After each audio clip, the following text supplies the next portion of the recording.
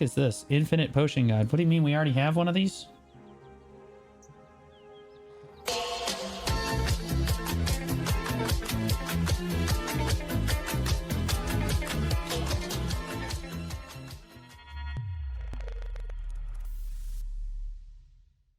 Hello everybody, and welcome to my infinite potion guide. In this guide, we're gonna be going over everything you need to know to get your infinite potion in Black Desert, both of them, the mana and the HP potion. We're gonna go over everything you need to know about them, how you should go about doing it, and how long it should take, approximately, as well as going over all the different grind spots for it, and showing you the rotations for those different grind spots as well. So without further ado, let's go ahead and get right into it. So before we actually talk about the grind zones and how to get the infinite potion, we're going to talk about a little bit about what the infinite potion is and why it's so valuable. There are two infinite potions in Black Desert.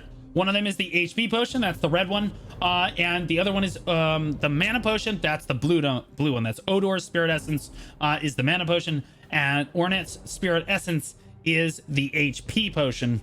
Yeah, so essentially these are just pots that never run out. They're potions that just never run out. You can basically program your fairy to always use them, or use them 90% of the time, or however min-maxy you want to do it, and they just never run out, which means you never have to spend money on potions ever again. But part of the reason that these infinite potions are so important is that in PvE, one big thing that players struggle with in Black Desert is they die to mobs pretty frequently.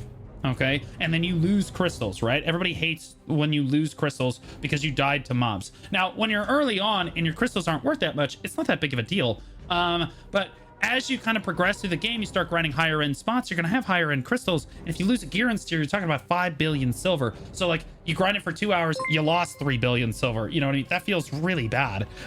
You don't want that. So the reason that the HP potion prevents this is that most of the time when you die in PvE, you're dying because you ran out of potions. I can't tell you how many times before I hit the infinite potion I would be like grinding some higher end level spot, and I would just forget that I ran out of potions, and then suddenly my health would run out and I would die. And also, I would be much more conservative about how my fairy was popping potions for me. So like, I would have it set to like 80% instead of always use. What the infinite potion does is it effectively increases your overall health, like your HP pool overall, because you're constantly popping potions. You effectively have a higher HP pool, which effectively means that you're going to die a lot less in PvE, which means less crystal loss, and overall it means easier grinding. Like, at the end of the day, the mana potion, that's at least for the HP potion. The mana potion is very strictly just, I don't want to have to deal with mana potions anymore. I don't want to have to pay, I don't want to have to buy weight for potions anymore. I don't want to have to worry about transferring potions anymore, or any of that stuff, because the infinite potions can be put in your family inventory, so you never have to transfer them to any characters at all. You just put them in your family inventory and put them on, as effectively every single one of your characters is never going to have to deal with mana again. They're never going to have to deal with HP potions again. It's a very convenient item, and it's one of the first things that a lot of players are going to go for in Black Desert. There are 3 ways to obtain your infinite potion. You can buy it. You can see Odor's Spirit Essence on the market right now is maxed out basically at 20 billion. This is the mana potion here, maxed out at 20 billion, and the HP potion is somewhere around 15 billion. This is currently the North American prices. I've seen them get as low as 8 to 9 billion on EU, but typically they're hovering anywhere between 12 and 18 billion silver at any given point in time. So you're looking at maximally 40 billion. Oh my god, that's a lot to stomach as a new player. So like, let's before we talk about, you know, buying it and how efficient that is, let's talk about some of the other ways to get your infinite potions in Black Desert. Okay, the first way is to grind the spot and get the drops in the pities. Okay, that's pretty standard. You just grind the locations that have the potion pieces at them. There are 3 potion pieces for each potion. That's 6 potion pieces total, or 6 different grind spots that you need. Once you have all 3 potion pieces, you put them together, boom, you have the infinite potion. Okay, pity pieces are essentially, people talk about pity pieces in Atanis Elements a lot. All they are essentially, you get 100 pities and that equals a raw drop. Okay, so if you get 100 pities, you can turn it in and get the raw drop for that area, and you have to go to the next area. Basically how it works. Okay, The second thing that you can do is use Atanis elements. A lot of people don't understand what Atanis elements are. These essentially are they drop at most of the low end level grind zones in the game that are not the HP, like specifically the HP potion spots, are typically Atanis element spots. You'll make more money per hour at these spots, but you have no chance of getting the raw drop for the potion piece at these spots. Atanis elements are pity pieces that can be turned in for any piece of the potion that you want, whether it be the mana or the HP. It can be turned in for any of the 6 pieces. Okay, so 100 Atanis elements effectively gives you one of any of the drops that you want. Okay, so grinding 300 Atanis elements gives you a potion for all intents and purposes. And then you can buy it straight off the marketplace. We just talked about buying it. It's going to cost you anywhere between 30 to 40 billion silver to kind of do this. And I've done the math for all of this. The biggest problem that a lot of new players are going to have is that they are going to say, yeah, I know, 1, 2, 4. I counted correctly, guys. It's fine. They're going to ask, okay, what's the most efficient way to get your potion? Well, the developers they were clever about the way that they did this. If you're going to grind for the potion itself, they're grinding the spots and grind out the PD pieces themselves at the actual spots like Blood Wolves, Sherekhan, Manshaum, Ronaros, etc. You're going to be making about 300 million silver an hour. Okay, now a lot of people are going to lie to you. They're going to say, no, you're going to be making more than that. Blood Wolves can make 600 million an hour, 700 million an hour. Some people are going to say you can make $1 billion an hour. No, they are completely lying to you. Any new player would tell you the same. Okay, it's just not how it works. Okay, essentially what those people are including in their silver per hours, they're including the pity pieces because those are technically worth silver, because technically you could make an infinite potion for money. And also they're including the raw drop as well at those spots. Well, since you're grinding for the infinite potion, you can't count any of that stuff as silver. So like if you exclude the pity pieces and the raw drops from these grind zones, you're lucky to make 300 million an hour. Like that's just the truth of it. And if you look at Garmot.com, their numbers will support this. It's just, it lies to you, right? You have to be careful about how you look at silver per hour, and people will lie to you in the game about how much silver per hour they're making. So be very careful. I'm going to give it to you straight though. Atanis elements. The trade-off here is you can't get the raw drop. You're only grinding for the pities this time. Okay, so you can't get the raw drops, but you're going to make more silver per hour doing it. So at the Atanis element spots, you're probably going to make something more like 450 mil an hour. Okay, so you're making like 150 more million an hour more at these spots, but the sacrifice is you have no chance of getting the actual drop while you are grinding, if that makes sense. Actually, I would argue it's closer to 500 million an hour. It's 450. It's probably like 450 without the Atanis. Okay. And if you buy it, there's only really 2 grind zones in the game that you're really going to be grinding if you want to buy the infinite potion, and that's usually Centaur's Herd or Gaha's Bandits, both of which I have grind zone guides for, but both of which we're going to go over in this guide as well. But like those are going to make the most silver per hour because you have no chance of getting a pity and you have no chance of getting the raw drop. You're just going for raw silver. Okay, but bear in mind that while you grind, you're making 0 silver. Okay, because all of your 0 silver progression towards your gear score. Okay, because all of your money is going in for the infinite potion. Your gear is going nowhere if you just go the buy it route. For next 40 billion silver, your gear is not going to move. It's going to sit in Tuvala. You could technically also grind a spot like Akhman or Histria or Kortuga in Tuvala gear, although it's going to be really, really hard to do that. It is possible to do that. And buying it, I would say that you're making at most 600 million an hour. This is at the absolute most. Typically, as a new player in Tuvala gear with the crystals that you're probably going to be running, you're not going to have a gear and steer. You're not going to have like a super efficient way of doing it.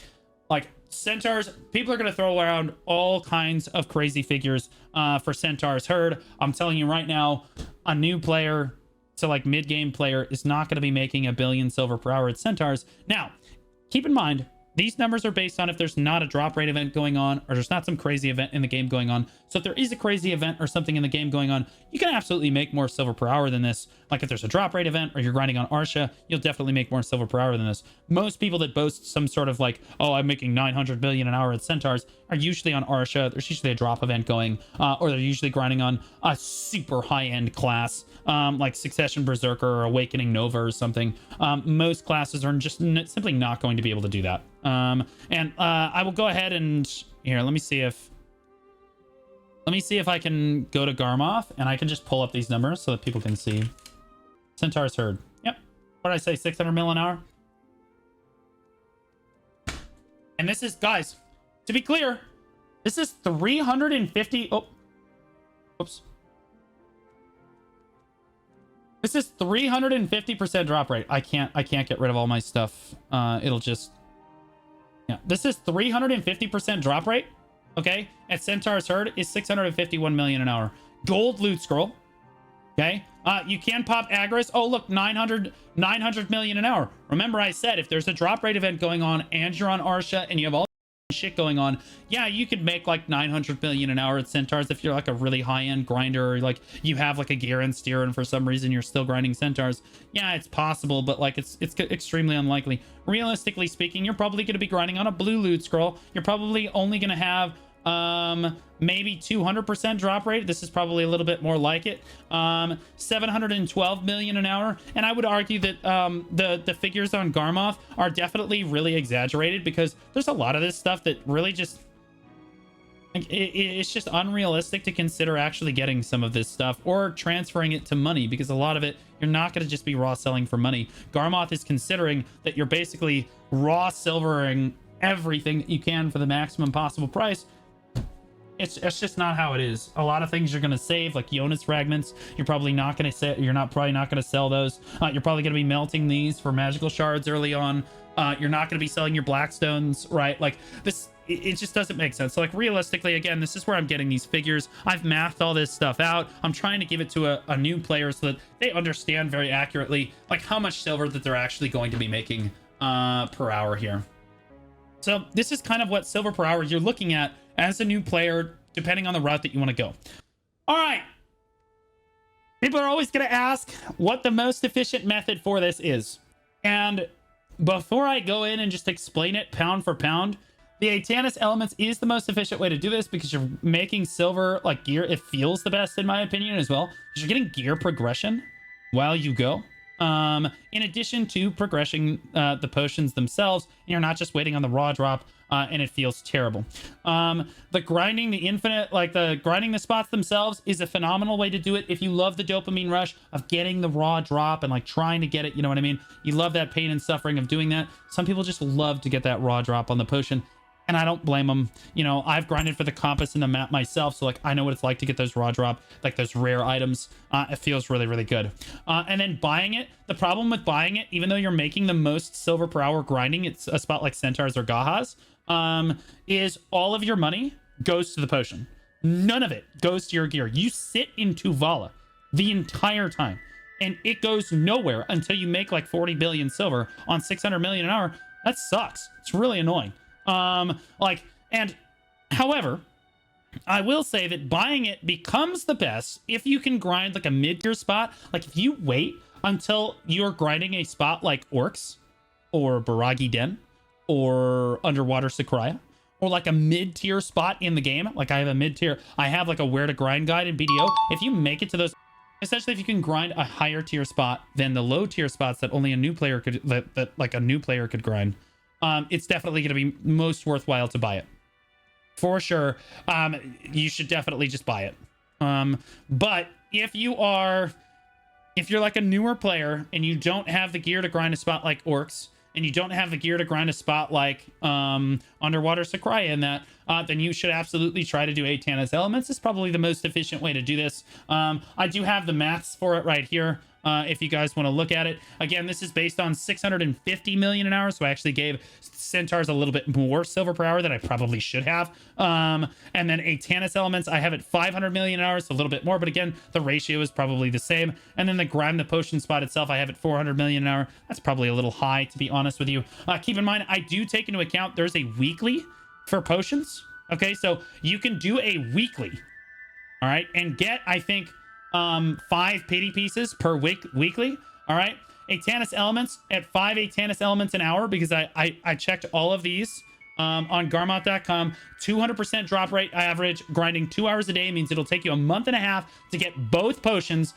You're going to complete 7 weeklies while you do this for 5 PD pieces apiece, which means that you're going to get 565 Atanis elements like as drops. And then because it's 5 an hour, 113 hours across 1.5 months. Okay, that's the maths out here. Okay, since about 19 of those hours are gathering Ferrica, making close to 0 silver, because for the mana potion there is a gathering part for the mana potion where you're going to have to go to Navern Steppe and gather, as we're going to talk about. You're not going to make pretty much any silver per hour while you do that. You end up with close to 47 billion an hour.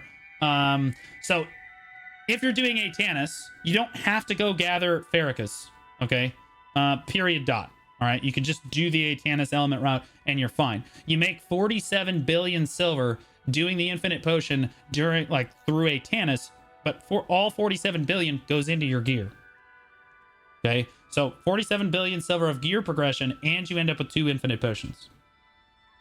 Okay, if you want to buy it, you're looking at making about 650 million silver an hour. This is at Centaur's Herd or Gaha's Bandits. The potion is about 14 billion. Believe it or not, the potion is actually more now. It's 18 to 20 billion, as we just demonstrated. So this is actually going to get even worse now. Buying the potion, unless it's like 8 or 9 billion silver, is going to get a little rough as you get higher and higher. It says about 22 hours per potion. Well, right now it's probably about 26 to 27 hours a potion. That makes buying the potion even worse. When I did the math at the time, it was 44 hours for grinding it. And then you get no weekly support. It's just 44 hours raw, right? Because the pities don't account to anything. You're not doing weeklies during this, and you're making 0 silver. If you add the grind time that it would have taken you for Atanis and just simply continue grinding centaurs. So in those words, okay, so you grinded 44 hours, you got both potions, and then if you were grinding for Atanis, you wouldn't have your potion yet. Okay. Like, you don't get your potion on the for Atanis until about 113 hours. So if you take the next hour, like 69 hours, and you just grind for those, you make about 45 billion silver. Okay, so again, this is including all of the time it would you could spend grinding after buying the potion and make up all that extra money. You're still only making about 45 extra billion. And this is based on if the potions are 14 billion apiece. Okay, and they're more than that right now. So that's kind of rough. So if you're gonna grind the spot, it's gonna be the lowest silver per hour. You're gonna get 4 pity pieces an hour on average. To account for the raw drop, we assume that you only need 250 pities per potion, since you will likely get 1 raw potion piece for each potion grind. I thought that was fair. But you will likely only save yourself about 50 pity pieces worth of grinding per potion. So 500 pity pieces required to complete a potion. 7 weeklies across a month and a half means 465 total when allocating for weekly pities. At 4 an hour, that means it's going to take 116 hours to grind both potions. After 19 of these hours is gathering Ferricas, which means you're going to get 0 silver per hour, bringing the total silver earned to about 39 billion over the course of grinding the potion. So you can see that it's going to take you longer to get your potion in a lot of those cases, and you're only going to make about 39 billion to do it, unless you get really carried. If you just show up and get a potion piece, well, then you're gaming, right? If you just show up and get a potion piece, all right, that's a huge win, but that's the gamble that you take for grinding the spot, right? It is what it is. But definitely the most efficient way to do it is the Atanis on average. And again, you get the most silver progression as well. And I would also argue that Atanis Elements allows you to grind a much higher diversity of spots in the game, as we're about to cover. The Atanis Elements means you get to grind at many more different spots, which means you can get more EXP. It means you can get more skill EXP. It means you can vary up where you're grinding. You're not chained down to one spot in the game, like Centaurs, like Ronaros, like Blood Wolves. That kind of sucks, right? So if you're somebody that likes to grind everywhere, Atanis is definitely the way to go. All right, so we've gone through the efficiency. Now let's talk about how you would go about doing this as a general rule. All right. Atanis Elements spots. You can see Atanis Element spots by opening your Monster Zone info and then typing in Atanis Element. Bad example. Atanis. There it is. You can get them at Bashim's, Cadry's, Crescent Shrine, Desert Nagas, Fadus Habitat, Mirumok Ruins, Protty Cave, or Polyforest Protty Cave, Tidian Valley. This is Desert Fogans, and Traitor's Graveyard, where, yeah, like, we're going to go through each of these. I am going to go through, in my opinion, what are the best zones and the rotations on those zones. I do have guides for Centaurs and Gahas, so we're probably not going to focus too much on those. But like the two zones that I actually highly recommend for grinding Atanis elements are Desert Fogans and Desert Nagas. On the map, like these have really, really high drop rates for the Atanis elements. And essentially, this is Desert Fogans. Okay.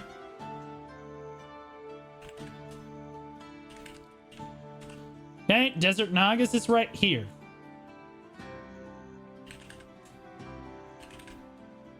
Okay. You can see that Desert Nagas is way easier to get to. It's much more accessible. Okay. This has pros and cons. Pros, you can get to it easily. Cons, so can everyone else.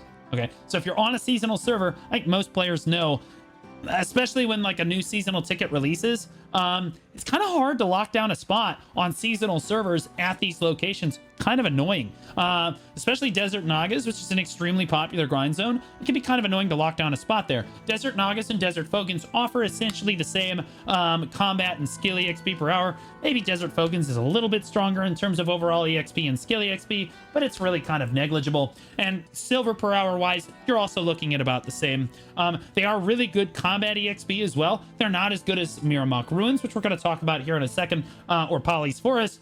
But in terms of silver per hour towards EXP that you're going to get, and then the number of Atanis you're going to get per hour, this is definitely probably the most efficient two spots you're going to get. Desert Fogans, in contrast to Nagas, yes, it's kind of a ride through the desert, which as I'm going to demonstrate here, but Desert Fogans, it means it's hard for everyone to get to. No one is going to be grinding there, which means you could just grind there on Arsha at all points in time. At Desert Fogans, there's also more grind locations. There's also more like grind spots at Desert Fogans than there are at Desert Nagas. So like you have a higher chance of finding a grind spot there. It is way out in the desert, which kind of sucks and is kind of inconvenient for a newer player. But I'm going to show you how to get there. I'm going to show you what the grind spot looks like, and what the different rotations are. And you just understand that you could basically do Desert Fogans 100% on Arsha and pretty much not be bothered, because it's just out in the middle of nowhere and the other new players just aren't going to be there, if that makes sense. Okay. What's the AP? I would say the AP needed to grind these grind zones like 140 AP, like roughly. Like actually you could probably do it with like 120. Maybe you could get away with 100 AP, but like 120 is probably, you're going to have Pen Tuvala, even Try Tuvala. As long as you're in Try Tuvala, you can grind these spots. Any of these Atanis spots that I'm going to be talking about, you can grind these efficiently, even with Try Tuvala. Now let's talk about Desert Nagas first. We're going to talk about the rotations here. You can see I'm at Sandgrain Bazaar on my minimap right now, so I'm just going to show you how to get to the different grind spots in Desert Nagas. The first Desert Nagas grind spot is actually just over the top of this cliff right here.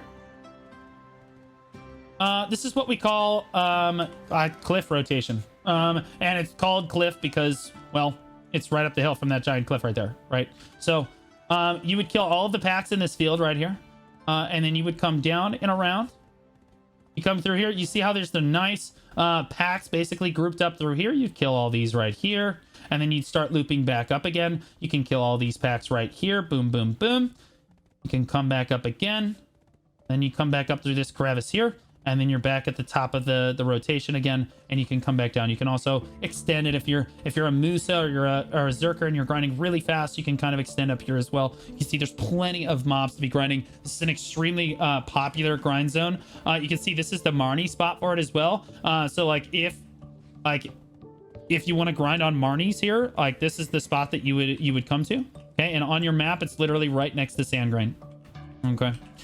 The main rotation for Desert Nagas is just a little further out. So if you start at Sandgrain, again, here is Sandgrain right here. Instead of climbing the cliff right here, you'd come to the outside of the desert. I want to bear in mind that I do have a unicorn, guys. This is the T10 unicorn. You do not need a unicorn for this. You can get a camel from the stable keeper in Sandgrain Bazaar. There's a very quick quest you can do to grab a camel, and that'll ride you here pretty quickly as well. Alternatively, you can run out here, but The camel is really good too, but you can't take a normal horse. Well, you can take a normal horse out here. It'll just take forever. Anyway, just hug the side of the cliff line like this. Just stay to the right of the rocks.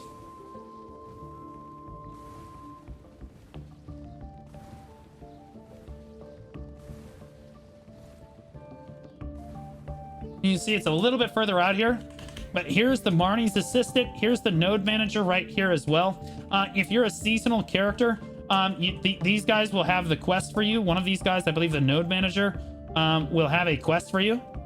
It could be Marnie, but I'm pretty sure it's the node manager that has the quest for you for the weekly. Okay. The main rotation for Desert Nages is actually up here. This is main. Okay, so this is the big valley right here, and this is how you know you're kind of in the right spot. You would kill basically as many of these packs as you want. Try to hug this big butte here on the left. That's what that's called, a butte. You come up and around. Okay, and again, you're just circling that butte right there.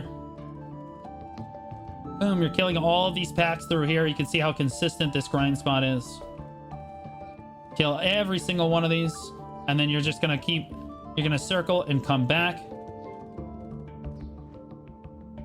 Like this. Alternatively, you can cut down early. As you kind of circle this giant butte that I talked about before, you can kind of circle down and then cut through right here as well. This is a totally fine way to do it as well. But a lot of people are just going to take the wide rotation. But yeah, it's just a really big circle. That's Desert Nages right there. It's way easier to get to than Desert Fogans is. You do have to deal with desert disease. So heat stroke and hypothermia are going to be a problem. You're going to want to bring purified water and star anise tea with you. You can buy that stuff off the marketplace if it's sitting there. Like more often than not, though, purified water is sold out. Do not panic if that is the case. You can get it from a vendor in Sandgrain Bazaar, which I will demonstrate. Okay, this is the general goods vendor Waida, W-A-I-D-A, in Sandgrain Bazaar. If you talk to Waida, you can click shop. Purified water, star anise tea, infinite quantity. So make sure you have some. There's also potions here as well. I believe the vendor in Valencia also sells it. So there are many ways to travel through the desert. The stable keeper in Sandgrain Bazaar, as I said before, will have a quest for you. Just make sure you have all quests enabled here at the bottom.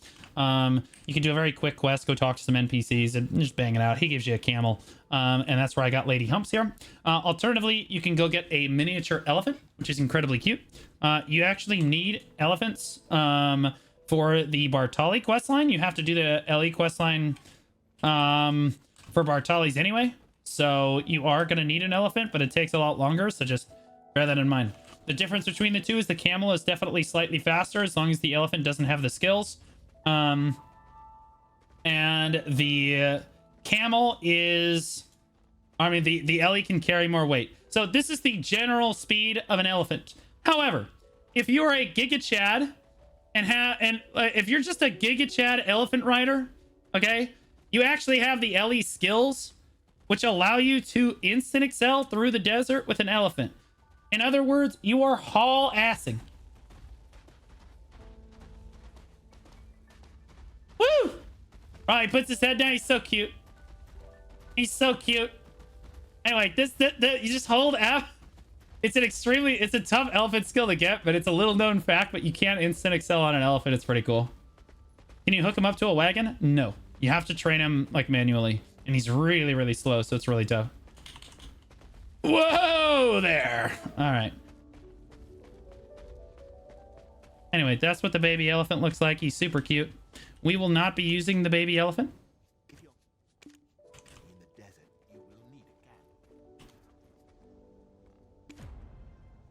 Because we have a T10 unicorn.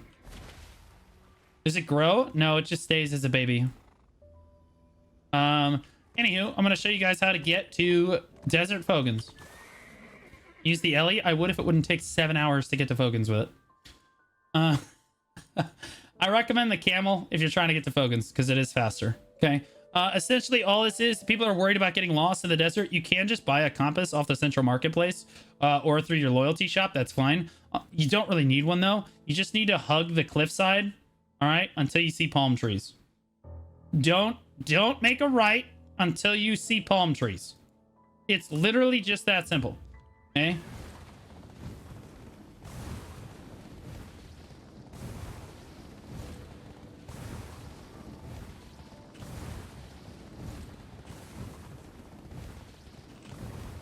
Well, the camel has skills too. There's also like a blue grade camel, but I don't know how to get it. I forget how you get it.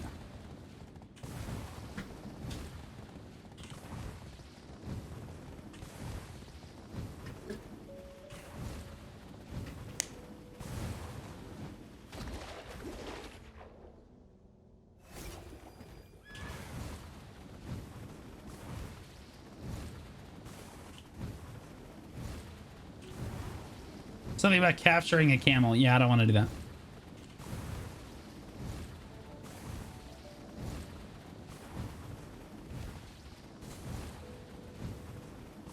Thanks, Joiner. I appreciate it. It was a hell of a day. Hell of a day.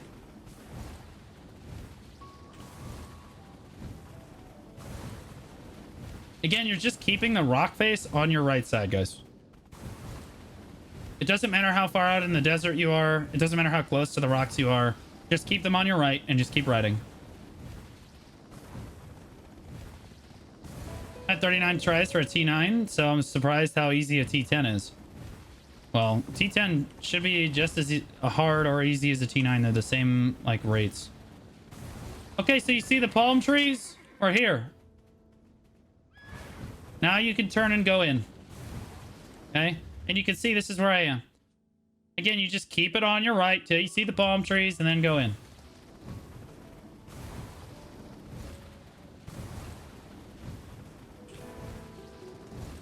Doesn't T9 start at 1% and T10 3?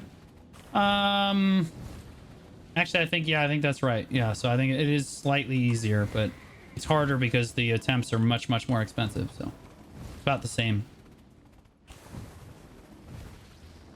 It's harder because it's gated by weeklies.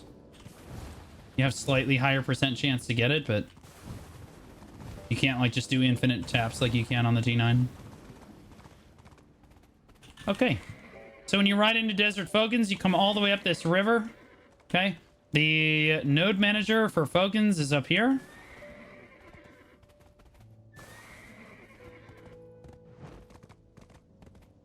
I have grinded this spot many, many times. Okay. That's where the weekly is. For Fogans, you can see this is the search captain right here. That's where I am. Okay, that's where you get the seasonal weekly right there. There are probably 4 different rotations on Fogans that are good. My favorite one is if you come down southwest of the node manager here, you come up this hill right here. This is my favorite. This is called Plateau. I like to do most of the plateau. So you basically kill these mobs all the way through here.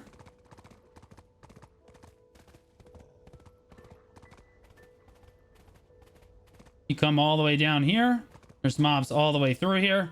And then at some point, you're basically just going to come across the river and head back up towards the top. Okay, and there's mobs all through here you can kill. Okay, this is what I would consider the main rotation for Fogans. This is like the plateau. Okay, there's also lower plateau. Like if somebody's on this upper part here, you can go down to the lower plateau like after they cut across the river. This would be considered lower plateau right here. All of these mobs here, you can kill all these in a circle here. You can come down, circle around through here. There's packs all the way through here. You can see on the mini map, you can kind of come all the way up and around like this. All of these packs in here as well. All of these packs here. And then kind of come back up. This is all lower plateau. Is totally fine. Then there's river rotation. I personally hate river rotation because there's shit everywhere, as you will find out very quickly. There's a lot of terrain in this river. It's really, really annoying. But essentially, you would come up the river and kill all the packs. Hugging the riverside like this. And then once you reach the node manager, somewhere like up here. Yeah, see, I'm getting stuck on stuff. It's really annoying. somewhere like right here, you would turn around and you would come back and you would kill everything just outside the river. All of these mobs here. It's a very skinny rotation, and there's a lot of stuff getting in your way, but it works. If all the other rotations are taken and you're on Arsha, I would say it's better to do river rotation on Arsha than it is a normal rotation on a normal server, in my opinion. Okay, then there's one more rotation, which is kind of back here. A lot of people call it cave rotation. It's not a cave. I would call it like the Oasis rotation. Okay, do you see how I'm just stuck? It's really annoying. Okay, so this is the node manager again. If you go south of the node manager, southeast down here, the reason they call it cave is because this is, you know, kind of comes back here. You would kill all of these mobs through here.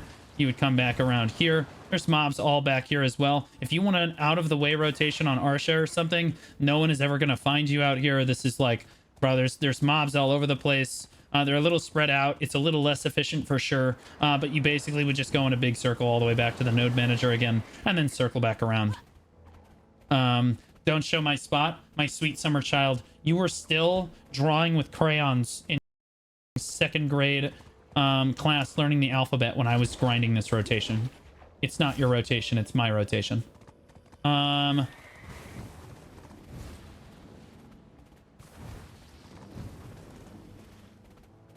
I should just grind here. I should just grind here on Arsha like a unit. Anyway, if you want to park your horse at Fogans, this is a great spot to do it. Nothing can get to you here. And again, this is like the cliff rotation. No one's usually here on Arsha. But yeah, the river rotation on the map, if you want to see it, the river rotation is like this. Okay. Cliff rotation is like that. Okay. Cave rotation is like this. And then lower plateau is like that. Okay. Really easy. Really easy. Okay, so Crescent Shrine is the same. The way to get to Crescent Shrine is the exact same as Fogans. I don't think I'm far enough. Yeah. You hug the cliffside.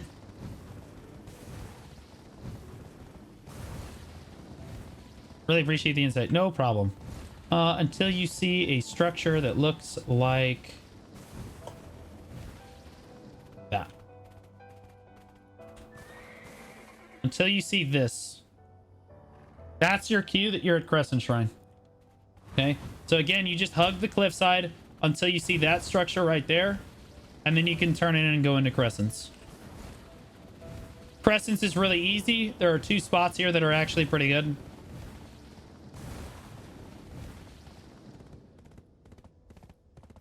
Again, that's what it looks like. And then you just ride up into Crescents like this. Crescents is extremely easy, and I will say that if you like grinding with your friend, like if you're playing this game with your friends, and you want to grind a spot together, there's not very many low-end spots that are doable as like on seasonal. Bassy Den is not very good. It's like the worst money in the game.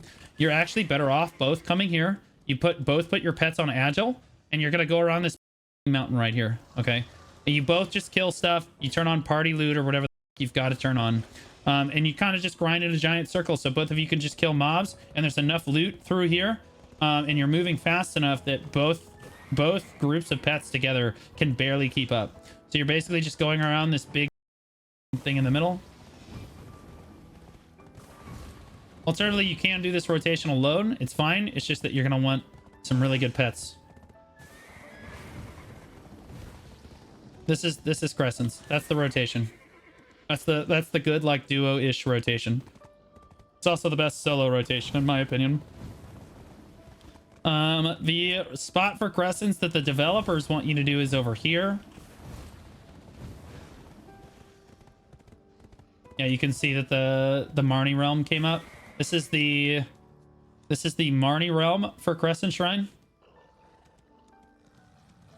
Okay, I'm gonna open up my map so you guys can tell where I am. I'm like just northeast of the pillar here. Okay, you're gonna go around the pillar. You're gonna go up this hill right here. You're gonna kill these. You're gonna drop down. You're gonna kill these, you're gonna loot back, and then you're gonna do like a figure 8. Okay, that's all this rotation is. It's pretty good. You can extend it if you have to, but this rotation's okay, especially in the Marnie realm. It's pretty solid. You can also come up here if you want. You have to extend. Did in my Valk train, and the pets were not keeping it up at all. Yeah, that's what I mean. That's why you can grind it with 2 people, and like both of you are getting really good loot. Doesn't matter, because there's just enough mobs here to make it happen. But again, this is the rotation is around the big thing like this. Okay, if you go to the icon itself and then just go around the big structure, that's the rotation. You'll be able to find this big rotation here. Okay, so for Cadry Ruins, guys, the grind rotation is up here. Okay, this is what it looks like on the map. This is main rotation right here. There's really only one rotation that you can do at Cadry's. There are like a couple other ones, but like this is it. This is basically it. You kill this pack right here to start it. You come up this hill right here. You kill these packs here. You drop down. You circle back. You kill these packs along the Crescent Moon here. And you come back. You kill these mobs, and you're at the top of the order. This is it.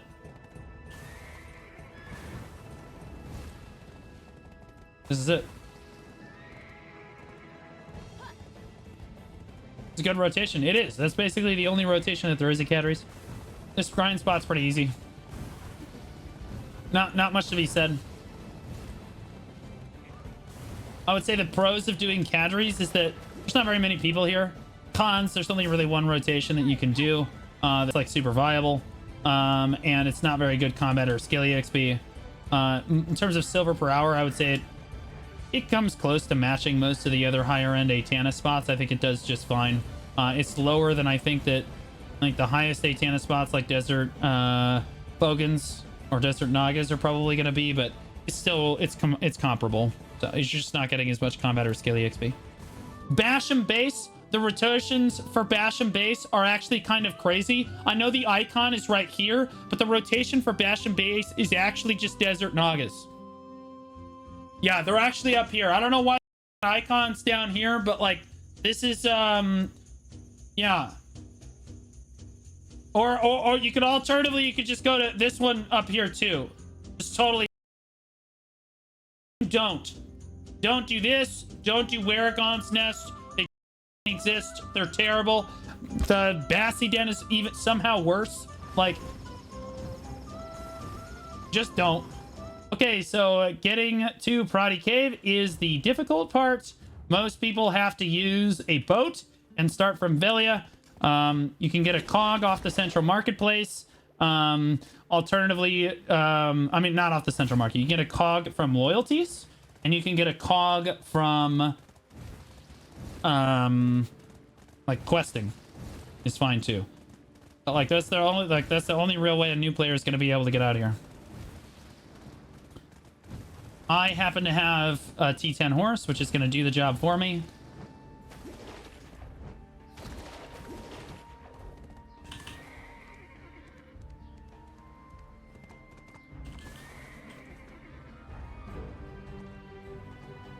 Guy in all his T10s, who's he think he is? Yeah, it is what it is, bro. Stay mad. It's all good.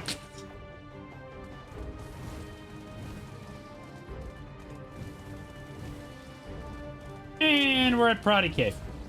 All right. This Protty Cave. Node manager's gonna have your weekly. Wait, this is Protty, right? Yeah. Entrance to the cave is right here. This guy might have your weekly instead. I don't know. One of these two is gonna have your weekly. Either way, you come down here. Protty's really easy. You come down here. There's 3 levels to Protty. Okay, honestly, might be one of these guys too. Might be one of these guys. I don't know. One is gonna have your weekly. I don't know which one it is. You can auto path to it. But yeah, these are not the mobs that you want to do. You need to keep going down in the cave. Just keep going down. When in doubt, hey, look, there's somebody here. Holy shit, he's in my guild. This is how you know reassembled. God, dude, you're... Bro, go down further. What are we doing? It's down here, man. Like, oh my god, bro, it's in my guild. Come down. Yeah, come down here. It's down here. This way. Yeah. Yep. Okay. All right. Yeah. Down. All the way down. All the way down. Okay. Yep. Here we go. Yeah. Yep. Yeah. Now grind down here. It better. There you go. All right. Fixed it. Okay. As we were. Holy shit. Yeah, you can basically just grind this lower level. There's plenty of Prottys down here. You basically just go in a giant circle. It looks beautiful. Just keep killing stuff in a giant ass circle. You'll be fine. Okay. Actually, you go down even further. Oh, no, it's down even further. Hold on, he's got to come down one more level. This is the second level. Yo, hey. Boy. Come down here. All the way down. All the way down. This is the best spot. Yeah. You remember how earlier I said Protty has 3 levels? He was on the first level at the start. That's the worst one. Second level is marginally better. This is the lowest level right here. Mainly because you can actually see what the hell is going on down here, but also there's the most mobs down here as well. So you can absolutely... It's a huge wide open grind zone. You just go in a giant ass circle down here. You'll be fine. When the event is going on, I believe the mob that drops the piece is called the Tshira Protty. It starts with a Z. This is the next spot here. It's called Traitor's Graveyard, I think, in the if I remove this, it says Traitor's Graveyard. And again, there's a Marnie realm for this. If you just hit the tombstone, a bunch of like skeletons and stuff spawn, and you basically just stand here at one spot and they all converge and you just keep killing stuff. It's really easy. It's a joke. It's not super great silver per hour. It used to be better. It's arguably some of the best skill EXP in the game. It's not super great combat EXP, but like the skill EXP is really good. Skill EXP really doesn't matter as much anymore, so you'll notice this is kind of a deserted spot. There's not very many people that do this anymore, and I certainly don't recommend it as part of this guide. But like, this is one of the options, but basically you just hit the tombstone and move. Now we're gonna go to Mirumok. This is trees. We're at Mirumok Ruins. This is the second best combat EXP per hour. Arguably, in terms of overall trade-off, this is the best combat EXP for silver per hour that you're gonna get, which is Mirumok Ruins. Okay. And this is the main rotation that I'm standing kind of right in front of here, so you can see it on your map here. I'm going to show you the 3 trees that you're going to do here. There are a couple other rotations that I will show you as well, but this is kind of the main one here. But essentially all that happens is you hit you have to hit the tree, and then a bunch of little mobs will spawn. You just stand here and kill the mobs until they're all dead. And then you come to the next tree, which is over here, and you do the same thing here. And then you turn back to this tree here, and you do the same thing here. And then you come over to this 4th tree here, and you do this here. You can kind of double pull these if you're gaming. And then you're at the top of the order, and you do it again. And it's extremely low effort. It's really high combat EXP. People love it. All of these spots, as I said, that I've discussed are Agris spots. So you want to have your Agris running at all these spots. And it's the second best combat EXP per hour that you're going to get of the Atanis spots. It's really good. The alternate spots for Mirumok Ruins... one of them is up here. There's this tree, and this tree here. This is just up the hill from the main rotation. And again, I'll open my map so that you can see it. Oh god, I just ran off. Okay, I'm still on it. So again, this is Hollow Forest here. This is where I am. This is the secondary rotation. Again, it's just up the hill from the main rotation. And then there's a 3rd rotation at Mirumok, which is up the road a little bit. So if this is the main rotation here, you kind of just take the path up the hill here. This is the 3rd rotation here. So you would kill this tree here. Again, this is on the map. It's right here. Just to the east of the icon on the map is probably the way I would remember it. You kill this tree here. Then you do this one. And you come back here and you do this one. It's really easy. You just do those 3 right there in quick succession. Boom, bada bing, bada boom. Node manager's right up here, if you were wondering. So this is the node manager here. This is probably the person that you're going to be getting the Hollow Forest. I'm pretty sure this is the guy you get the weekly from. I could be wrong. It says Owl here. Could be wrong. Pretty sure that's probably him though. Mirumok is a party grind zone, so you can grind there with a party of 2 to 3. Probably 2. If you grind there with a party of 3 and you guys have too much gear, you're gonna one-shot the mobs. Yeah, just don't stand on the red spots and you'll be fine. Main rotation for Fadus habitat is right here.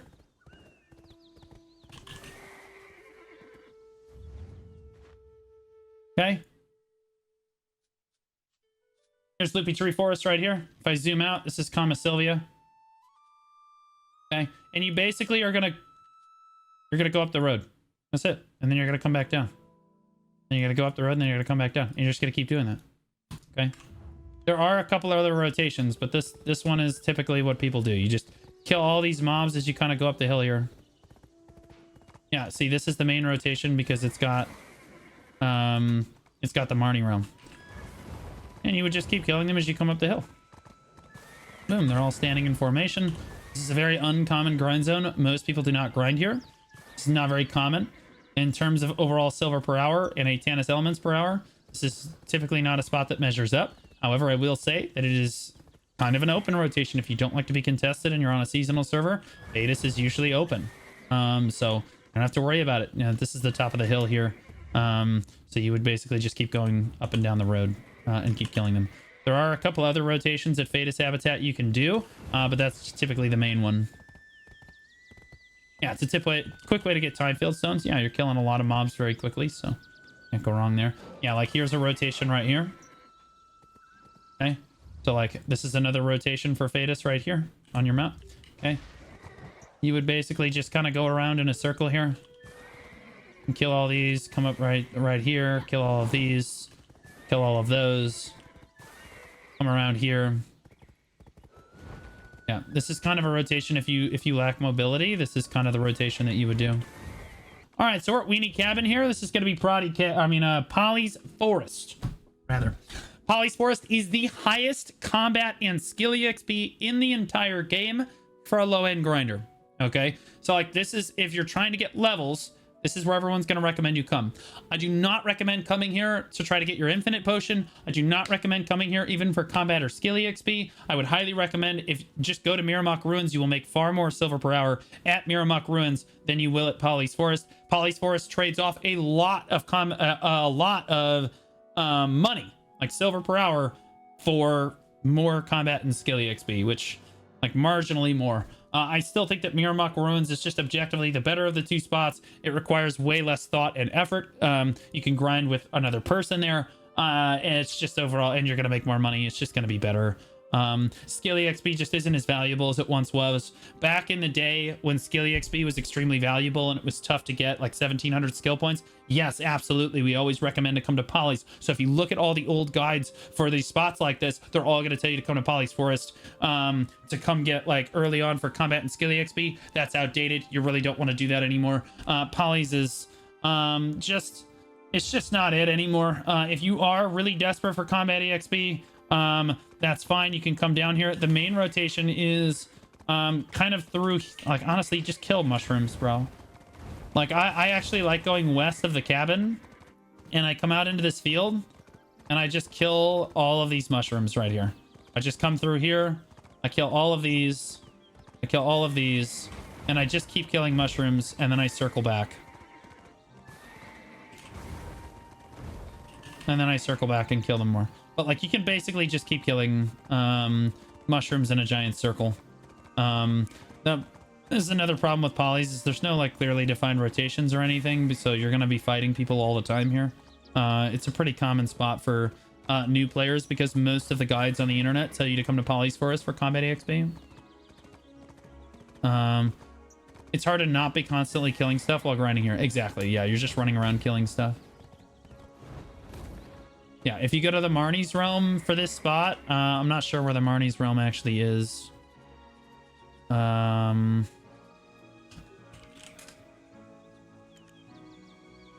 Let's see if I can find. There's Polly's. Boom. Okay, so the Marnie's Realm for Polly's, it's telling me to go down over here. Which rotation is this? Yeah, you see how many mobs are on my minimap right now? These are all rotations. Every single one of these is a rotation. You can basically grind any of this. This is the Marnie spot right here. It's down south of the icon on the map. It's down south of it. So it's down here.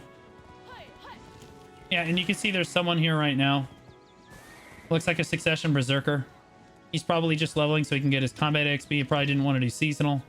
And he's wondering if I'm going to kill him. Then he realized that was a witch and he just said, no, that bitch is the bottom, and he kept going. As far as what you're going to get from these spots, Coffer Stones, again, you can save these because you're going to use these later in your gear. Totally fine. The scrolls you can either turn into memory fragments and then sell, or so you can run the scrolls, or you can just sell them all in the central market, period. The Atanis elements is what you're here for. Massive pure magic can't be sold on the central marketplace, so you're just going to save those for enhancing black stars later. Yonas you're going to use for your Jatinas later on. This is the Marnie's research box. Don't worry about that. You're going to get like the big Marnie stone from that. These are the sealed magical black crystals. So you melt these down for magical shards. Alternatively, they give you like some subpar crystals if you need them. But these are black stones. You're probably going to use those for Jatinas as well. These are the, like, you just vendor these. You're probably not going to be able to sell these on the market. You can try, but here is the ancient spirit dust. This is essentially Coffrus. You combine these with black stones to get Coffer Stones. Easy peasy. There's the trash loot, and then the trace of nature is pretty good. You can just sell that on the central market as well. You can simple alchemy any extra artifacts that you get at any of these grind zones here. And again, you want to be grinding all of these on seasonal servers because you can get time-filled stones at these spots. Okay. Seraph's necklace dropped from Cadry ruins. You can melt those down for Yona fragments. Correct me if I'm wrong on that. Spectre's energy you can sell for 30 mil. Alternatively, you can use them to make black star armors and weapons because they're part of that quest line, so they're useful for that. Soiled ring of Crescent guardians that you would get from Crescent Shrine. You can right mouse button and it's a 5% chance, I think, to get an actual Crescent out of it. If not, you get like a shattered ring, and 100 of those gives you a real Crescent ring, so it's kind of a pity system. But yeah, you're gonna get the Crescent ring pretty often from there anyway, so I've already discussed the rest of this stuff. Most of the Azula accessory stuff you're just gonna vendor. These are black stones. Good. Once you come down to the Kama Sylvia locations, you're gonna have Forest Fury. You can just sell those on the market. Those are used for higher end crystal things. Spirit stones, the way you get them, whether you're at Poly's getting the life one or the destruction or the guardian spirit stones, you can use these on your character, or you can grind them up and make them into Vel's material. My recommendation is when they run out of durability, don't just throw them away, grind them up. You can process them when they're red. You can process them and they'll make powder for your Vel's heart that looks like this. It's called mystical spirit powder. It looks like this, and it'll help you for your Vel's heart later. It'll help you gas up your Vel's heart, so it's really good. So don't just throw them away. I would grind them up after you finish using them. Alternatively, you can just sell them on the central marketplace, is fine too. Manshaum Voodoo Doll scrolls you can run for a lot of money. It's really chill, silver per hour. You can turn on a YouTube video from Blue Squadron in the background while you do it. It's really chill, or you can sell it on the marketplace. It is what it is. Spirit stone fragments across the board you want to save. You're gonna get yellow from here. You're gonna get green spirit stone fragments from other places, and then you'll get water from other places as well. Save all that stuff. You'll need it for Krogdalo gear in the future. It's not really useful for pretty much anything else, so don't worry about that. Just save those, put them in a storage place. You're gonna be fine. These are T9 mats. The pure forest breath are T9 mats. Dew of the Tranquil Forest are typically just vendor trash. They make Azula accessories. If you get a Manos Craftsman's clothes, sell it. Easy marketplace money. Lemuria you can sell as well. Again, it's not going to be worth a crazy amount of money, but it is what it is. Protty Cave's going to get a tongue rod ring. That's really that's sellable as well. Really nice. Again, sell the rainbow coral ring. Not bad money either. Fragment of the deep sea is used to get into underwater. So Protty Cave is kind of the intro underwater zone, and then there's underwater Sakraya. You need 5 of these Fragment of the Deep Seas to access like the abyssal zone of underwater. It's kind of a mid-tier grind spot. When you can grind orcs, you can do underwater Sakraya, and you can use those to get in. Usually they're always sitting on the market though, so you can just buy 5 of them and enter when you want. So typically people are just going to sell these on the marketplace. But you can save them if you want. Alternatively, you can get Secret Song. If you're wondering what these are used for, they have exactly one use in the entire game. It's for your Krogdalo Ocean set. There are 3 pieces of the best in slot horse gear in the game. I have all 3 sets. I believe that my Ocean set is on my T10 Unicorn, so I'll go ahead and take it out. Yeah, it helps you craft the best horse gear in the game. It's the C set. And then when you roar, when you hit spacebar with this set, it gives you a buff on your bar. And the Ocean set gives you 100 stamina and 100 HP for an hour. It also gives it to your nearby allies as well in your guild or in your party or in your platoon. Alternatively, there's the Earth set. The Secret Song helps make the C set. The Earth's Roar set is made... other shit. You're just gonna need other stuff. I'm not gonna get into that right now. That's the DP set one, and then the one that everybody likes is the wind one. That one gives you all AP plus 5 for an hour. That helps you do PvE a lot more efficiently as well, and will help you just overall in PvE. It's just all around just probably the best set. The C set is probably the best for like capped PvP though. So that's what people use the Secret Song for. Okay, so did I cover everything for this? We did Protty. That looks good. This Traitor's Graveyard, don't. Yeah, don't. The Witch's Earring is just not valuable. The silver per hour here is really low. Don't go there. Bashim Base, it's a funny way to say Desert Naga Temple. Don't go here either. It's just a way worse version of every other spot that you could be grinding, except for maybe Traitor's Graveyard. Just not good. Those are the Atana spots. Now we're going to talk about the potion spots proper. So if you wanted to do like the traditional, I'm going to grind the 3 potion spots. We're going to talk about the HP spot potion first. Then we're going to talk about the mana potion. Okay. The HP potion, 3 grind zones. So the reason we start at Blood Wolf Settlement is because the other 2 spots suck way more.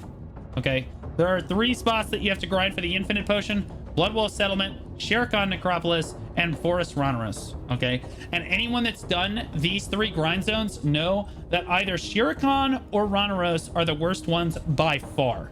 Blood Wolves is the easiest of the 3 to do, because you make the most silver per hour at Blood Wolves, and there's a fair amount of rotations to do. You don't hate yourself yet, so you don't just want to kill everybody that you see. By the time you make it to Sherekhan, everybody hates themselves so much that people just flag on you for the sake of flagging, because it's the only thing, like you're the only thing that's going to drop anything remotely closely resembling a potion anyway.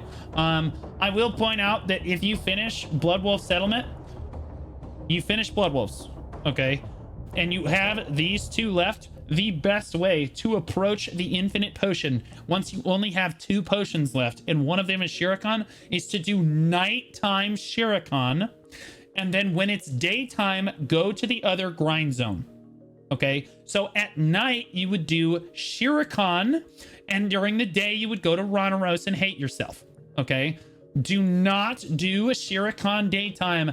It's 150 million silver an hour. It is miserable. It sucks ass. It is the worst. It is probably arguably some of the lowest silver per hour in the entire game. I think it's daytime in game, so like I'll have to showcase what happens at Sherekhan nighttime later, but Sherekhan's one of the only spots in the game that changes when nighttime happens. All of the mobs disappear and you have to use the energy at certain altars, and you can redeem that, like the energy, and like a big boss will spawn. You kill the boss, you do it again. You just keep interacting with the altar, boss spawns, kill the boss, interact with the altar, boss spawns, kill the boss, and you just keep doing this until you run out of energy or it's daytime again.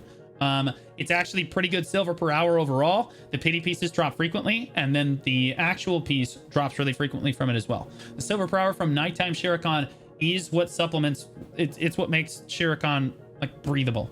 Okay, so when it's daytime in game, which is most of the time, you're going to go to the other grind zone, whether it be Blood Wolves or Ronaros. And when it's nighttime, you want to be grinding nighttime Sherekhan. Just understand that when it's nighttime and you're grinding for your infinite potion, nighttime Sherekhan is where you want to be.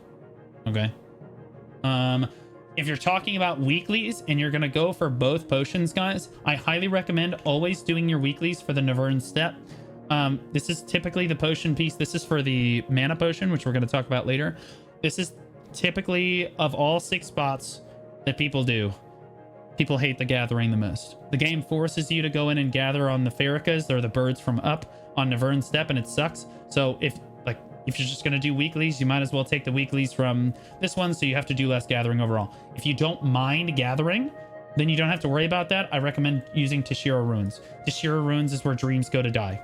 Okay, all right, so back to the infinite potion, like the HP pot. Okay, so again, you want to start at Blood Wolves, or you can start at Ronaros. Do not start at Sherekhan, but when it's nighttime, you want to try to go farm Sherekhan until you have that Sherekhan piece done.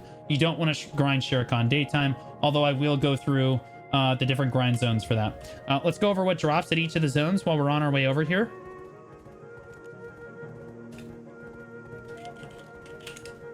This is Blood Wolf Settlement. It's very important that you understand why. Fine. It's very important that you understand that there is the Cagtanak and the Ash Moon Cagtanak here. Okay, this is the potion piece, and this is the potion piece that your mom has at home. Okay, this is depression. This is the one that you want. All right, the one you want is purple. If you're colorblind, just take your best guess. All right, but the Ash Half Moon Cagtanak, Ancient Ash Half Moon Cagtanak is the piece that you're looking for. The normal Cagtanak, this is actually pretty good money, to be honest with you. This is silver per hour, but it's disparaged every time you get it because you want you're here for the potion piece. Okay, yeah, they are silver per hour, but you're here for the potion piece. Okay, this is what the pity piece looks like here. Pities drop from every single mob here. Blood Wolf's Oath drops from every single mob here. Okay. Whenever Ancient Spirit Test. Hooms and Gervish are basically sellable crystals. Just kind of sell them on the marketplace. If you want to know what crystals to put in your gear as a beginner, I recommend looking at my crystal guide. It should be linked in the video description, or you can just find it on my YouTube channel. The Ruins Ring used to be really good silver per hour here. It's not anymore. It's like 9 million silver per Ruins Ring. Like nowadays, I'm pretty sure Mark of Shadow costs as much as a Ruins Ring does. That's the day and age we live in. Akum, you're selling on the marketplace. That's just stuff. Cactum submission rings almost cost more than Ruins rings do, and those aren't worth very much either. They can drop up at Tet if you get lucky, but yeah. The bad part about grinding at this place is there's 2 different types of trash loot. You're also gonna get this Blood Wolves, like this residue. Save it. This purple residue, you need to save it, because when you go for your Garmoth's Heart later, you need a bunch of this stuff to craft your Garmoth's Heart, so you're gonna need this stuff. So make sure you save it if you get a bunch of this black residue. Okay, rotations at Blood Wolves, very simple. Node manager's right up there on top of that cliff. If you drop down from the node manager, in fact, I'll start at the node manager to make it easier for people in the guide. Or not. There we go. There's your weekly guy right there. Nice. I hadn't even talked to him yet. His name's Rao. Good talk, Rao. Okay, if you walk off the back, off to the east, over here, the main rotation for Blood Wolves is down here. I'm above it right now. You can see the Marnie's zone activated here. This is what we would consider main rotation for Blood Wolf Settlement. Again, on your map, it's just east of the triangle node thing. Okay, you come up here, you come around, you kill all these mobs. I do not like main rotation, as I will demonstrate why here in a second. But this is typically the rotation that you're going to find people on. Yeah, it's okay. It's aight. But it's not the best rotation. The best rotation is actually up here, because it has a lot of elites on it. So you come up here and you grind alongside this river right here. You kill all these mobs here, kill everything here. And if you turn right here, there's an elite right here. How much money you're making at Bloodwolf Settlement is directly correlated into how many elites you're killing, because they have the highest chance to drop the Cagtanax and stuff, which are where all the money is. Okay, so there's elite there. There's an elite up here. Yep, he's right there. I don't think there's an elite up here. No, there's not. There's just more mobs up here. But you would kind of loop around here. Okay. You loop around here. There's an elite right there. As you come through here, there should be an elite off to my right. Yep, right here. There's an elite right here. Okay. And you just want to keep killing mobs and elites together. Okay, mobs and elites together. Come down here. Okay, another elite right here. There should be one more elite right there. Okay, and then you're at the top of the order again. If you're really strictly grinding extremely efficiently at Blood Wolves, the way that I used to do it back in the day, and the way it's even better now, is you need to get on your guild's main servers, like your home servers, and you just need to swap server to server and kill elites while doing the rotation. Just make sure you're farming basic elites. I'm not sure what their spawn rate is nowadays. It might be like 45 minutes. I'm not sure. But like, you basically just want to swap servers and kill elites as frequently as you can. Keep in mind, you will not be able to do this on a seasonal server. So on the seasonal servers, just lock down a rotation and just start grinding. Okay. On a normal, like if you're grinding on a normal server, just keep swapping servers and killing elites as you're able, because there's not going to be very many people grinding here on normal servers. I'm just going to be honest with you. Season servers, they're going to be packed though. So like, it's going to be tough to get a grind spot here on a season server, especially the season PvP server. Full piece drops from the Executioner and the Guard. Yeah, we're going to talk about that in a bit. I'm gonna talk about exactly which mobs drop everything. Yes. You know what? I can go over that now. For the potion pieces themselves, I'll cover that right now. The Cagtum Executioner and the Cagtum Guard are the ones that drop the potion piece. I'm looking for the guards. These are all raiders. Chasers. Raiders. I think that's a guard right there, isn't it? Oh, that's the Executioner. That's what the Executioner with the cape with no weapon. That's what he looks like. Okay. And the Cagtum Guard. I need to find it. Executioners have a green name. Alternatively, you can mark them with your knowledge tool. If you hit H and you type in Cagtum Executioner. Okay, I have to get away from the mobs so they stop attacking me, but give me a second.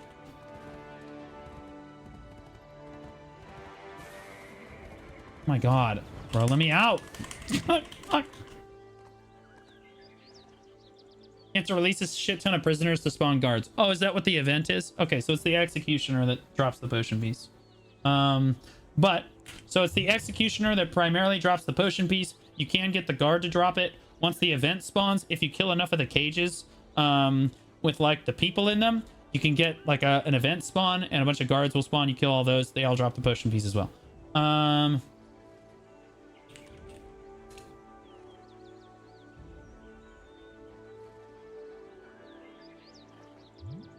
So if you go into your knowledge and you find the exact mob that you want, you can click track like this.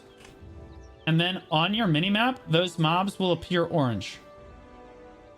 Okay. Now, all of the mobs appear orange right now because I happen to have a quest for it. But I promise you, it's way better when there's not some stupid ass seasonal quest that Jay has forced on you. Okay. Like, he is ruining my demonstration. They turn blue now? Okay, so they turn blue. Well, even still, they won't turn blue anymore because, again, they're quest objectives, so they won't turn blue. Yeah, he's ruining my demonstration. Yeah, so it'll turn them blue on your minimap so you can see exactly where the potion piece drops are. It's really, really annoying when there's actually a quest going on here, but assuming you're grinding this for any amount of time, the quest will go away pretty quickly. It's not the end of the world. You're probably going to make like 300 million an hour to 400 million an hour grinding Blood Wolf Settlement. Maybe you make 450 if you get a Cagtanak drop plus the other stuff that you get here. The problem is, as a new player, you're just not selling anything. You're not selling the pity pieces. You're not selling the infinite potion piece if it drops. The Caphras aren't being sold either, so you're really only getting the trash loot. And then, like, obviously the Blackstones you're saving as well. Like, you're really just not making a whole lot of money here once everything is said and done. You're getting necessary things that you need. You're just not making a whole lot here. Now we're going to go over Sherekhan real quick. All right, so the next spot is Sherekhan Necropolis. This place sucks. Okay, the worst mob at this place is named Fedric. Anyone that knows what I'm talking about, all my homies hate Fedric. Fedric is the worst mob in the entire game. He's a horribly designed mob. He has a frontal guard that will basically just, like, it's unbreakable, and he will CC the shit out of you. These mobs CC you constantly. These mobs CC you constantly. So it's very important that if you are going to grind Sherekhan daytime, and I do not recommend that you do that, if you're going to grind Sherekhan daytime, you need to make sure that you're one-shotting all the mobs. Because if you don't... Do you see this? I hate you! This guy, man! Look who it is! That's what he looks like.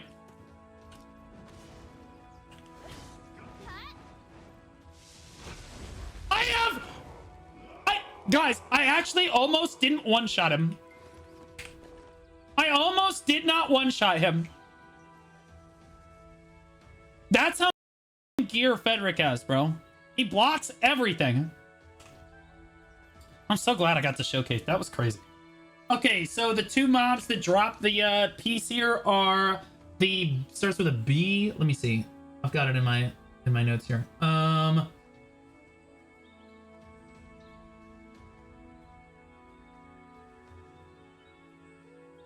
The Garud and the Belcatus. Garud and the Belcatus. Garud is spelled Garud. Belcatus. Okay, these are the two mobs that drop the potion piece here. Okay, during the daytime. At nighttime, as far as I'm aware, all of the shrines drop it. I'm pretty sure at nighttime. You can correct me if I'm wrong, but like I'm pretty sure all of the shrines at nighttime Sherekhan drop the potion piece. But during the daytime, this is what Belcatus looks like. He's got the big long sword. He looks like an awakening warrior. And then Garud looks like hold on. Where's Garud at? There he is. This is Garud. He looks like the Succession Berserker. Those are the two mobs that drop the piece here. Okay. The main rotation for Sherekhan is where I'm standing. Here's the actual thing. Here's the main rotation. It's a giant field. Okay, it's this giant archway here. It indicates the start of the main rotation. You basically just come around, you kill all these mobs in this field here. You can put your horse right there. It's fine. That's where most people put their horse. You come up here, you kill all these mobs. Kill all these mobs through here. Okay, and you loop back around, and then you want to come back up, and you want to go underneath this thing, and then you're at the top of the order again, and you just do this field. Okay. Alternatively, the secondary rotation is on the other side. It's on the second half of this field. Basically, it's over here. You would basically come around in a big circle on the other side of the giant monolith in the middle, like the giant archway in the middle. But you would kill all these mobs over here instead. Okay. I will say that there are some very special education players that feel they need the entire field, so they don't take the one half of the field or the other half of the field. They feel like they need the entire field because they're morons and they're mooses and their IQ is just below lukewarm. And that's fine. Just understand that they're gonna flag and they're gonna try to kill you basically all the time. That's just how this grind spot works. It's a miserable spot. Again, I do not recommend doing this during the daytime. At nighttime, you can walk up to one of these statues, as I will demonstrate later in the guide. I'll come back at nighttime. And you can spend some energy and you'll have a much better experience. There's a third rotation at Sherekhan that a lot of people don't understand. Yeah, again, that's the monolith over there. This is the Marnie realm over here. If you just cross the road, there is a rotation on the other side of the road you can do right over here. There's enough mobs that you can put together a kind of a scuffed rotation over here for sure. And kind of get the job done. No question. Okay, and this is kind of out of the way. A lot of players don't even know that this one exists. It is less efficient than the main rotation, but it'll get the job done. Again, I do not recommend grinding Sherekhan daytime, but if you're going to, that's what it looks like. All right, this is nighttime Sherekhan. You basically just walk up to one of the statues like this. Leda, I like Leda. He's really easy to fight. You chat. It is 10 energy.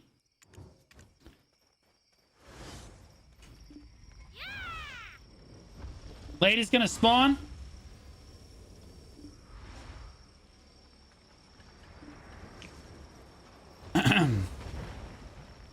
You want to have your Agris on? Because I'm pretty sure Agris is affected here. I might be wrong about that.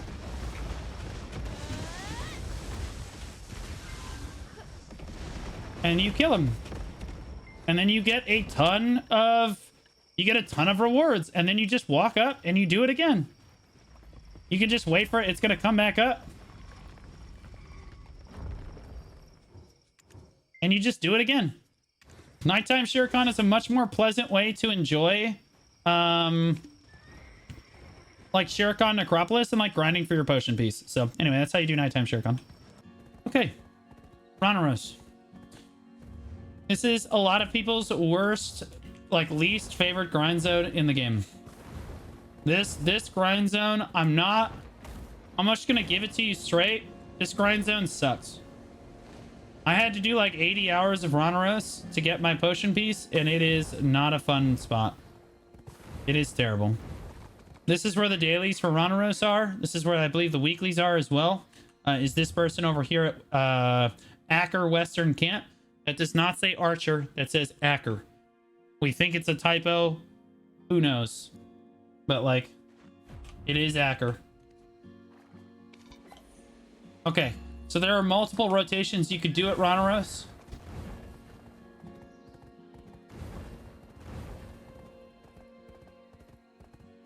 One of them is here. This would be the main rotation here. Main rotation for Ronaros is just to the west of Tooth Fairy Forest right here. Okay. You're basically going to kill all these mobs in a big ass circle. Okay. The mob density sucks here. It is not super fun. The mobs that drop the potion piece here are the Ronaros Guardian and the Ronaros Catcher. So I believe there's the Catcher right there. Okay, I'm having trouble like isolating one, but this is what the Catcher looks like. It's the orange guy. Okay. And the Guardian looks like that. Giga Chad with 4 legs. Okay, those are the two that drop the potion piece. Hey, but again, you would just go in a big circle here. Kill all of these. The mob density is not very good here. Eventually you circle back, kill these, kill all of these, and then you're at the top of the rotation again, and you just work your way down. This is the main rotation here. There is another rotation down the cliffside here. You can see all these mobs right here. Second rotation is just down here, and it kind of curves up the hill here. You kill all of these mobs along the cliffside like this. Come all the way up here. You turn, you take this back, you take this back, and then you kill all the mobs on the other side of the hill coming down the hill like this. It's kind of like Desert Fogans. It's a very skinny rotation. This is not an extremely efficient rotation, but you know, it's if all the other rotations are taken, it's not entirely the worst option in the world. Okay, this is the Marnie zone rotation. It also is called the safe zone rotation for us pussies. Because there is a safe zone. You can see it just, there's a safe zone right here. You can literally kill mobs basically almost from the safe zone. If you're wondering where we are just southwest of Tooth Fairy Cabin. This is where the Marnie zone rotation is. And this is where you're going to consider, this is where I grinded for my potion as well. You basically kill these mobs here in a circle. I actually went the other way, But yeah, you can kill all these mobs in a circle like this. Come up the hill, kill these mobs here. Come around, kill these mobs, sure. Then come down again. And again, this is it. This is all it is. You're right next to the safe zone here, which is really nice. But also kind of really bad because if anybody's harassing you, they can just duck into the safe zone every time and just wait for you to spawn. It's really kind of annoying, but it is what it is. Oh. All right, boys. Now we're going to talk about the mana potion. There are 3 spots that you have to do to grind the mana potion. Okay? And if you thought the HP potion was bad, I assure you that the mana potion is just that much worse. If this is the way that you want to do this. Okay? You have Manshaum Forest. I'll make that a smaller circle. Manshaum Forest is right here. Navern Steppe is right here. And Tshira Ruins is over here. Okay, these are the 3 spots you're going to have to do. Believe it or not, Navern Steppe is a gathering spot. You're going to have to gather on the birds from up. Alternatively, you can get it from the Belladonna Elephant. But it's not advised for reasons that I will demonstrate when we go over that spot here. Manshaum's is definitely the best spot for the mana potion. It's a super grindable location. This is the one we're going to start with. Feels pretty solid to grind here. Silver per hour actually isn't all that bad. And like the mobs feel good to grind. It's not disparage. Tshira Ruins is arguably the lowest silver per hour in the entire game. There is nothing redeemable about grinding this location. It's horrible, and that's where dreams go to die. I've heard that some people lost their firstborn child there. Navern Steppe, like I said, is a gathering spot. So if you're a life skiller, yeah, sure, it's great. But if you don't like gathering, I recommend doing the weeklies for Navern Steppe to decrease the overall amount of gathering that you have to do at these grind locations. As far as Manshaum Forest goes, this guy right here, this guy's going to have everything you need. He's going to give you some dailies. Understand that these dailies are going to give you... This is the weekly here. I do not recommend doing the weekly for this spot. I do recommend if you do the dailies, which you should do every day here, take the Griffin Elixir is the best of the 3 for sure. Demi-Human Hunt and Grim Reapers are just not up to snuff. Griffin's Elixir is the hardest of the 3 to craft, so you should take that every time. Really, really good. Yeah, it's really good coffers here as well. So let's go over the rotations here. One of my favorite rotations starts with this pack right here. This is a really, really big pack, and I like it a lot. You can see where I am on the minimap. That's the Manshaum Forest node itself. Hold on, I gotta kill these guys. They're going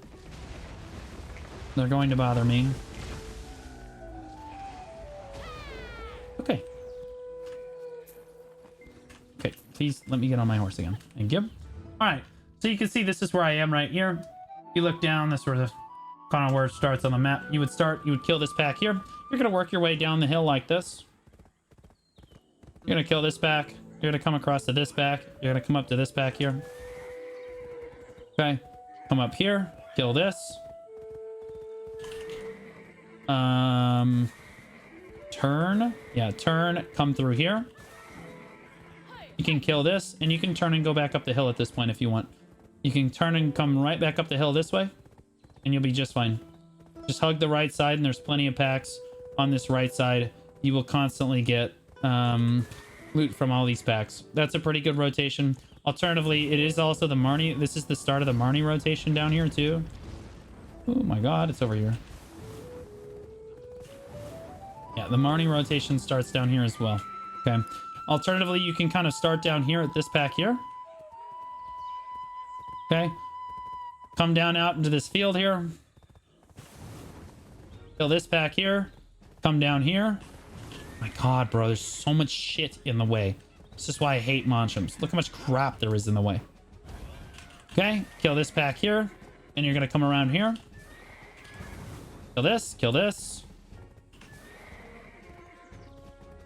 Kill all of this. Kill these guys, come back up, kill these 2 here. And then you can come back to the rotation up here. And again, this is just kind of a circle. So you're at the top of the rotation here. Some people like to do... There's an upper rotation. Again, this is the pack we kind of started with down here. You're going to have to extend. The problem with Manshaums, and the reason I'm being kind of loosey-goosey with the rotations, is because a lot of classes, some classes are going to be able to grind 2 times what other classes are here. So like a Musa is going to cover hillside is going to be the moose's kingdom. Okay, and they're going to be able to do everything. Just like Suckzerker, they're going to be able to do all of it. But a Succession Valkyrie probably will only be able to do the valley down here. And that's just kind of how it is. So like whatever you feel like your rotation is, I assure you it's part of someone else's rotation.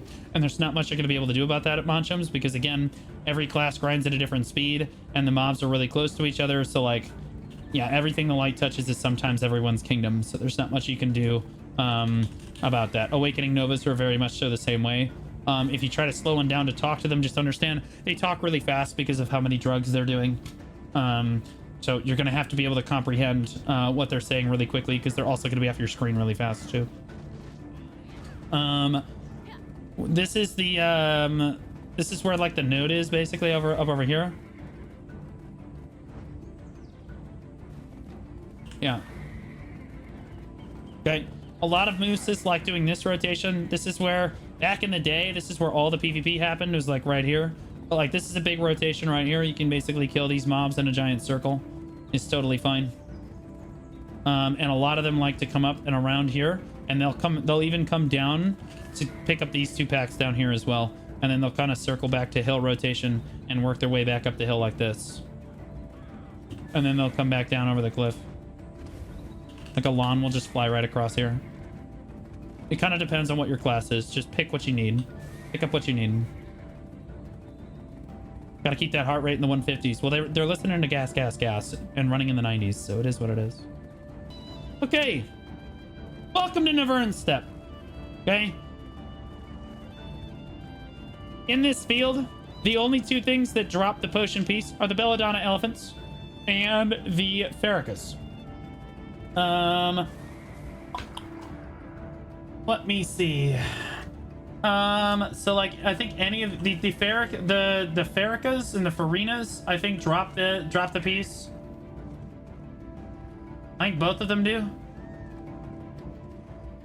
Okay. And I think the Belladonna elephant also does as well. Yeah, both of the birdies. Yeah. The best thing to do when you're grinding this, you have to gather on these mobs. Okay, you want to look for the Ferrica. That's the guy in charge. That's the alpha male. The Farinas are all his bitches. Okay, so if you hit the alpha male, all of the little bitches should come running.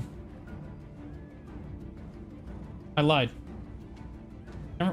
Guys, you're supposed to defend your queen. What are we doing? Maybe it's because I'm too high a level. Well, this is how it's supposed to. You're supposed to hit this guy, and then they're all supposed to come up. Maybe it's because I'm mounted. What the man? But you can see there's a lot more. Yeah, see, I should be able to just like hit this guy. Yeah, there we go. It's because I was mounted. So you hit this guy, they all come over to you. See how they group up nice and good like, and then you kill them all. And then you can just gather on the same spot. It's really fast, and there's a lot of them.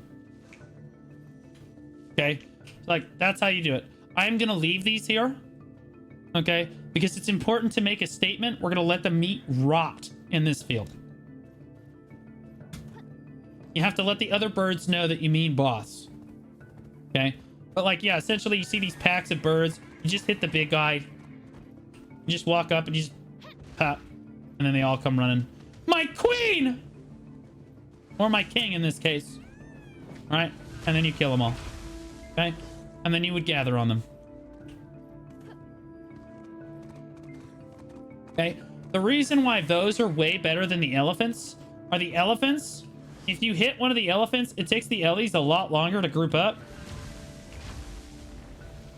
And you see they're all over the place. We're waiting. We're still waiting.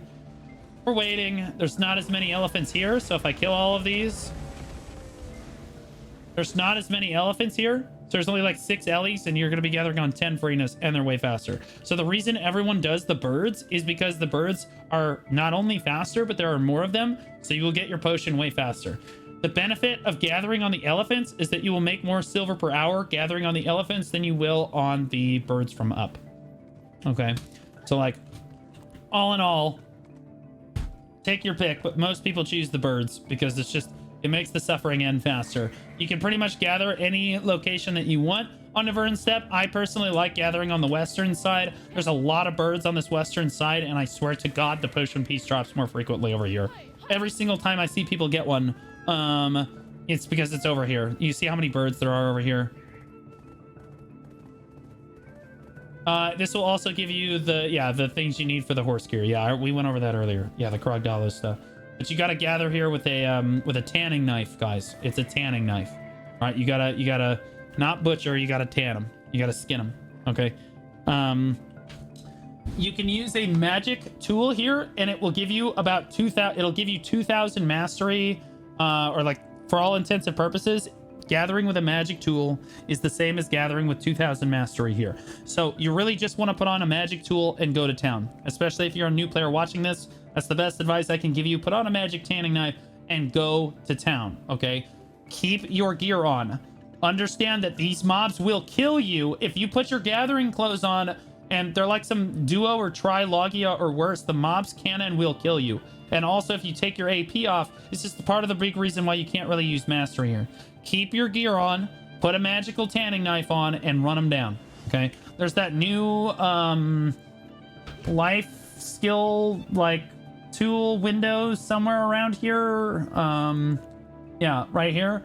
Like, where if you just put your tanning knife in here, you can just basically use it on any character, so make use of that. Okay. Good luck.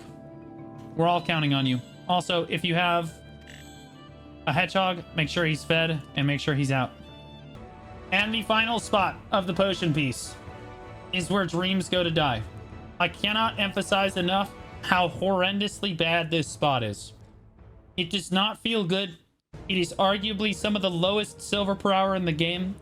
It's probably 100 million silver an hour. Maybe you get 200 if you're really lucky. But the only redeeming quality about this, like, let's be honest, it's in a goddamn swamp. It looks like crap. There's terrain everywhere that blocks your path. The mobs are really spread out. The potion piece drops from like only a few. Well, actually, the potion piece drops from quite a few of them, as we're gonna go over. But like, it's just miserable. Nothing here is good. There is one redeeming quality about the spot. Every single time someone walks onto your rotation here, you can turn to them and say, "What are you doing in my swamp?"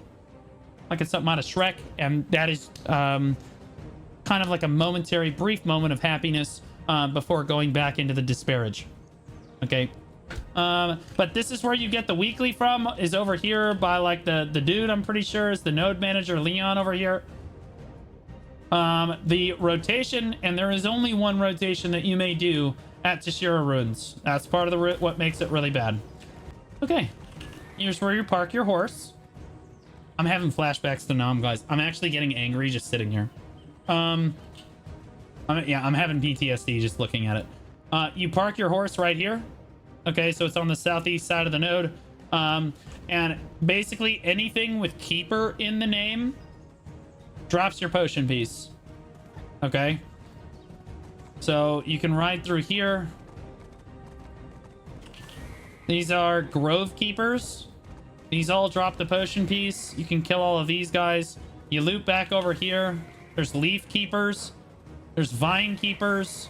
Anything with keeper in the name drops your piece. You can kill all this stuff. Sure. You loop back this way.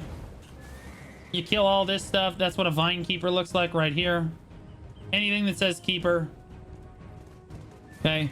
Keep killing all this stuff. You'll notice that everything that's a keeper, you just keep killing it. Boom, boom. Kill all this stuff here. Sure. Bam. Come around here. Okay. And then you're back where your horse was. Okay. But essentially you're going out this way. You're doing a big loop. And you're coming back here. This is it. Okay, every once in a while there's going to be a big event that spawns. I'm pretty sure that's still how it works. Something called Kitsvariak is going to spawn. Big yellow beam of light in the sky. Big snake guy. You've seen enough hentai to see where this is going. Just run over there. Kill him. He gives you a lot of good stuff. And then come back to the sadness. It is worth doing. This place sucks. But you do, there are a lot of things that drop the piece here, so the hope is that you can get it done relatively quickly. The sad news is there's only really one rotation. I got the piece from the serpent. That's crazy. That's crazy. Anyway, this is what the rotation kind of looks like here. Yeah, when you get all the pieces, this is what you do. Okay? You can get a partial potion every time you get a piece of the potion. By going to talk to Marindora with that piece of the potion in your inventory. She should give you a quest. Marindora is over here. Right here. In Grana.